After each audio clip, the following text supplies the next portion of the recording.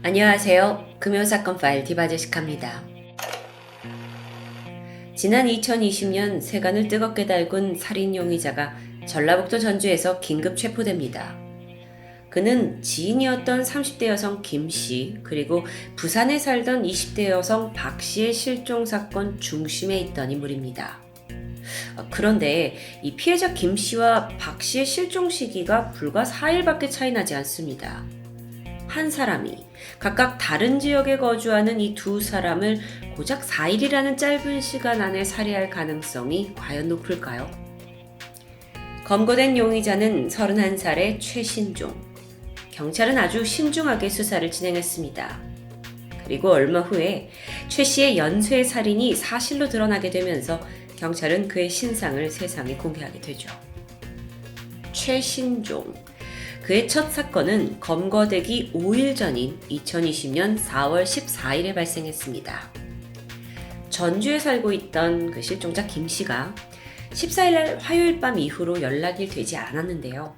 김씨의 오빠가 집에 찾아갔지만 안엔 아무도 없었습니다. 그런데 이상한 건 방에 불이 훤히 켜져 있었죠. 게다가 먹다 남은 간식들까지 막 널브러져 있습니다. 그렇다면 동생이 자발적으로 어디론가 훌쩍 떠난 것 같진 않았는데요. 오빠는 곧장 경찰에 실종 신고를 했죠. 그리고 다음날 경찰은 CCTV에 찍혀있는 김씨 모습을 확인합니다. 실종 당일 14일 밤, 집 앞 골목에서 누군가와 통화를 하고 있었습니다. 잠시 집 밖을 나온 듯 편한 차림에 슬리퍼를 신고 있었어요. 곧이어 그녀가 좀 걸어가더니 검은색 승용차에 탑승하게 되는데요. 경찰은 즉각 차량을 조회했는데 그 소유주가 바로 최신종이었습니다. 이 둘은 과연 어떤 관계였을까요? 최신종은 유부남입니다. 그리고 그의 아내와 실종자 김씨는 친구 사이였죠. 그간 이 부부와 친구 간에 함께 만나면서 최신종과 친분을 쌓은 것으로 알려져 있습니다. 근데 한밤중에 만난 아내의 친구, 어디로 데려간 걸까요? 사실상 김씨의 행적은 차에 탄 시점부터 오리무중입니다. 체포가 된 최신종은 우리 부부와 김씨는 같은 동네에서 아주 친한 사이였을 뿐이고 그날은 용건이 있어서 잠시 만난 거라면서 이후에 어디로 간지는 난 모른다로 일관하는데요. 그게 사실일까요? 경찰이 계속해서 신문을 이어가던 중 한 가지 오류가 발견됩니다. 최신종이 자신이 김씨를 만날 때 오토바이를 타고 나갔다고 진술한 겁니다. 이미 경찰은 CCTV를 통해서 검은색 자가용을 이용한 걸 알고 있었죠. 한편 또 다른 CCTV도 있었습니다. 마트 앞에서 찍혀있던 영상인데 실종자 김씨가 이 최신종의 검은 차에서 내리고 있었죠. 즉 살아 있었다는 겁니다. 그런데 조수석 문을 열고 나오던 그녀가 웬일인지 다시 차 안으로 들어가게 돼요. 이후에 차량은 황급히 유턴을 하더니 쌩하고 떠나버렸죠. 그리고 1시간 후인 4월 14일 저녁 11시 16분. 이때 포착된 CCTV에서는 이상하게도 최 씨의 차 조수석이 뒤로 젖혀 있습니다. 그리고 거기에 있어야 할 김 씨의 모습은 보이지 않았죠. 경찰은 이 CCTV 영상을 근거로 최신종의 긴급 체포를 결정했던 겁니다. 그런데 이때 부산 경찰 측에서 공조수사를 요청합니다. 아니 갑자기 왜 부산? 알고 보니까 부산에 살고 있던 20대 여성이 최신종 차에 탑승한 걸 끝으로 행적이 확인되지 않는 상황이었죠. 그래서 살펴보니까 실종된 박 씨가 부산에서 없어진 건 아니었습니다. 그녀는 4월 중순에 친구와 함께 전주로 여행을 오게 돼요. 여행이 끝나고 친구와는 4월 18일 밤에 헤어지게 되는데요. 이후에 한옥마을 부근에서 검은색 승용차에 탑승한 이래 사라졌던 상황입니다. 어라, 전주. 앞서 김씨가 실종된 지역이죠. 그리고 검은 차량의 소유주 역시 최신종이었습니다. 게다가 4월 18일, 이때라면 김씨가 실종된 지 단 4일 만이었죠. 너무 수상합니다. 경찰은 CCTV에 확실히 찍혀있는 그의 모습을 근거로 최신종을 강하게 몰아붙였지만 그는 쉽사리 입을 열지 않았습니다. 그렇다면 무엇보다도 이 실종자들의 행방을 밝혀내야겠죠. 그건 그리 오래 걸리지 않았습니다. 4월 23일 전주에서 멀지 않은 임실군의 한 하천에서 실종되었던 김씨가 시신으로 발견되고 맙니다. 실종 9일 만이었죠. 그리고 또다시 5월 12일 전라북도 완주군의 한 복숭아 밭에서 박씨 시신도 발견됩니다. 부검 결과 두 사람에게는 모두 성폭행의 흔적이 남아 있었어요. 게다가 신체의 상당 부분이 훼손되어 있었는데요. 특히 그 아내의 친구라던 김씨의 경우엔 목이 졸린 흔적까지 발견됩니다. 이게 시신 상태로만 좀 보자면 거의 원한에 의한 범행으로 보였을 정도죠. 도대체 왜 이렇게까지 살해한 걸까요? 최신종은 김씨, 박씨 이 두 사람의 시신이 모두 발견되고 나자 모든 걸 포기한 듯 그제서야 입을 열었고 범행 사실을 시인합니다. 앞서 김씨의 경우에 자기를 좀 무시하는 듯한 발언을 해서 분노가 치밀었고 우발적으로 살해했다고 주장했죠. 그런데 이 사건 당시에 자신이 우울증 약을 먹고 있던 상태라 약 기운에 몽롱해져서 범행 과정은 잘 기억나지 않는다라는 걸 강조합니다. 감형받으려는 걸까요? 여기에 경찰은 둘이 우선 왜 만났느냐에 초점을 맞췄습니다. 그래서 조사를 해보니까 사건 당일에 최신종이 김씨 외에도 여러 주변인들에게 전화를 돌렸던 게 확인되죠. 최신종이 당시 도박으로 약 8천만 원 정도 빚이 있었는데요. 돈 좀 빌려달라면서 전화한 겁니다. 사망한 김씨는요, 평소 이 최씨 부부에게 많은 금전적인 도움을 주고 있었습니다. 그날 최신종의 연락을 받고 김씨 또한 어떤 도움을 주기 위해 만났을 수도 있고 혹은 최신종의 부탁에 마지못해서 그를 만났던 것으로 추정되죠. 그런데 그날 김씨의 거래 내역을 보니까 돈이 빠져나간 흔적이 있어요. 생전에 그녀는 사촌 언니와 함께 하루에 1,000원씩 모으는 적금을 들고 있었는데요. 그날 집을 나선 후 얼마 되지 않은 밤 12시 6분에 이 적금에 들어있던 금액이 최 씨에게 빠져나가게 돼요. 그러니까 당시 이걸 본 사촌 언니가 의아했습니다. 아니, 이 적금인데 이걸 이렇게 뺄 사람이 아닌데. 그러면 김 씨가 협박에 못 이겨서 돈을 이체한 걸까요? 아니었습니다. 돈이 이체된 건 12시 6분. 최신종은 이미 그녀를 살해한 시점이었고요. 죽은 그녀의 손가락을 이용해서 휴대폰 잠금을 풀었던 거죠. 그리고 34만 원을 자신의 계좌로 이체시킨 겁니다. 아니, 지금 겨우 34만 원 때문에 이렇게 사람을 살해했다고요? 아직 놀라긴 이릅니다. 이후의 행적이 더 기가 막히니까요. 그날 밤 유유히 집에 돌아온 최신정은 아내에게 현금 40만 원을 건넸고요. 또 금팔찌 하나도 건넸습니다. 이게 300만 원짜리 고가 물품이었는데 어디서 난 걸까요? 이건 숨진 김 씨가 평소 차고 다니던 팔찌였습니다. 근데 최신정이 아내한테 이걸 주면서 중고거래로 산 것처럼 말했던 거죠. 선물이라고 이걸 준 겁니다. 그리고 소름 끼치게도 그 시각에 이 최신종의 차량 트렁크에는 김 씨의 시신이 들어있었고요. 정리를 해보면 최신종이 돈을 빌리고자 김 씨를 불러냈고 그녀가 뭔가 무시하는 말을 하자 홧김에 범행을 저질렀다라는 내용. 그리고 나서 아내한테 금팔찌를 선물한 게 저는 제일 황당했는데요.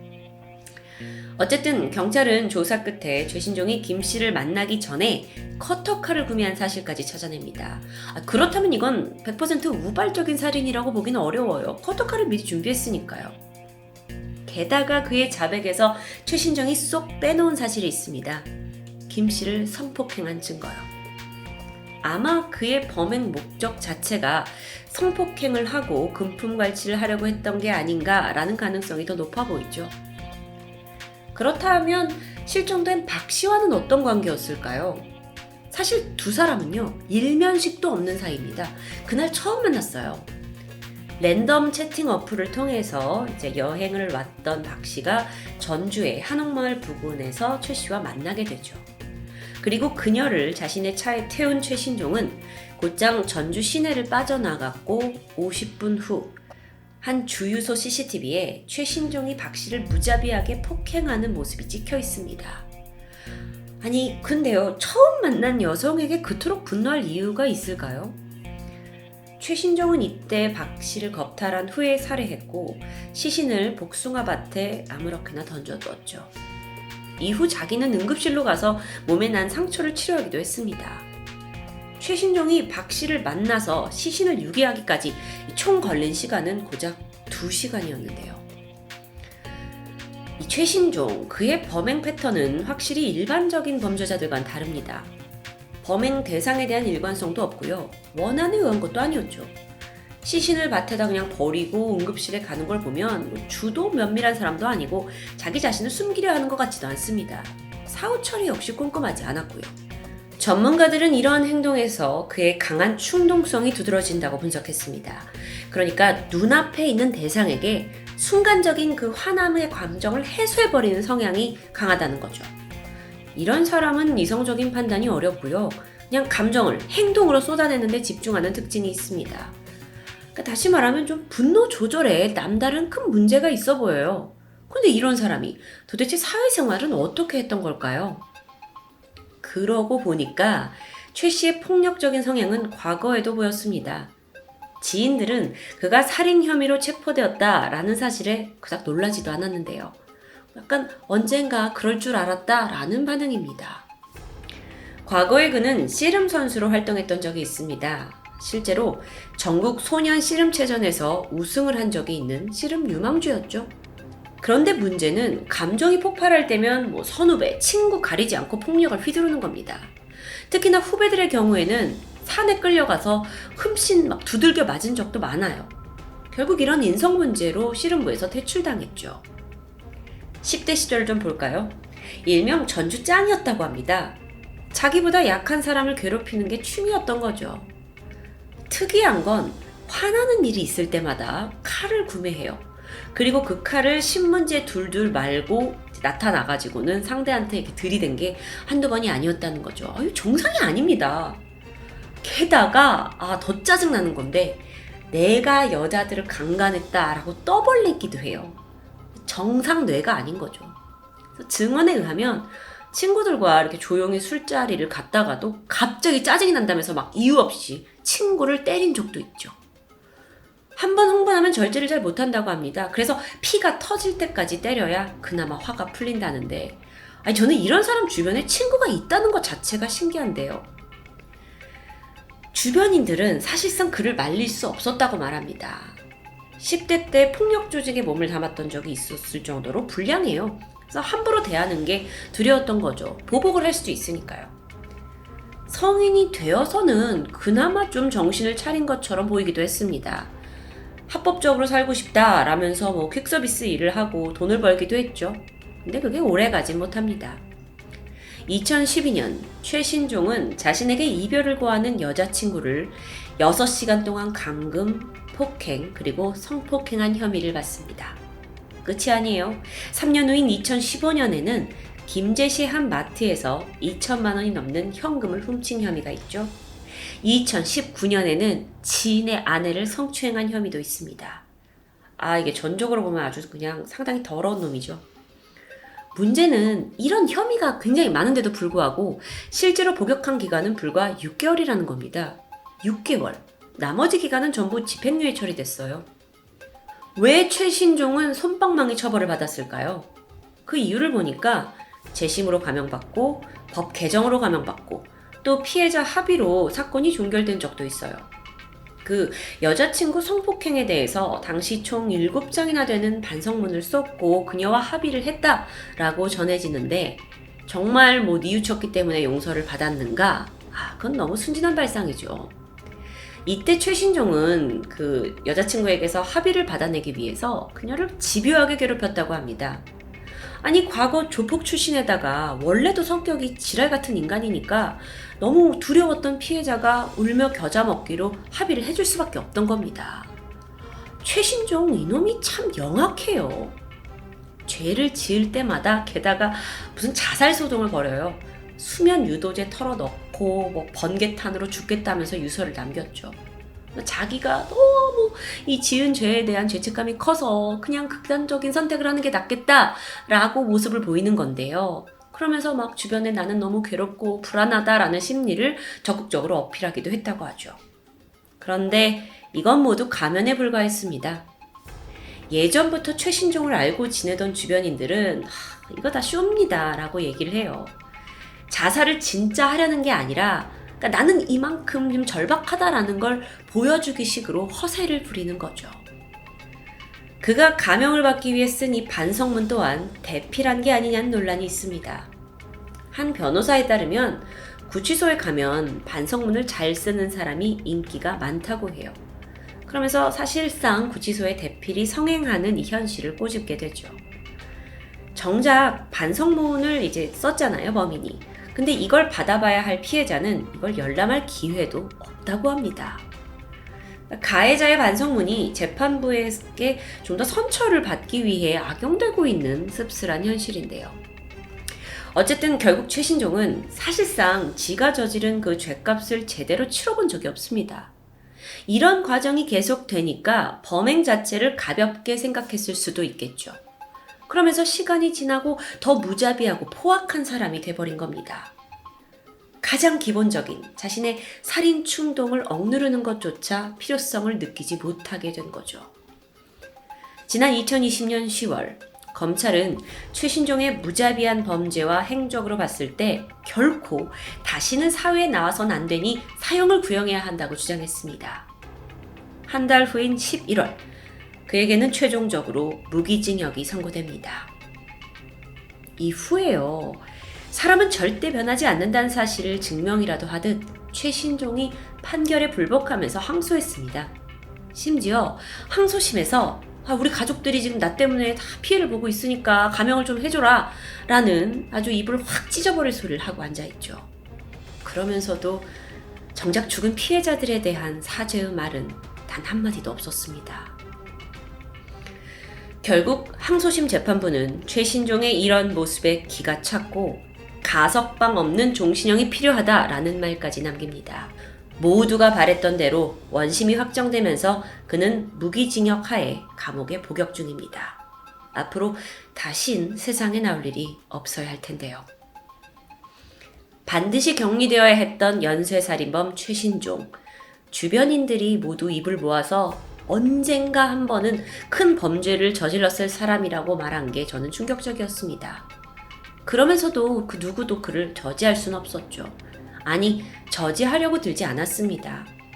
어쩌면 과거에 그가 범죄를 저질렀을 때 그는 항상 위험한 인물이었지만 죄값을 제대로 치르지도 않는 사람이었으니 쉽게 저지하려고 할 수 없었던 거죠.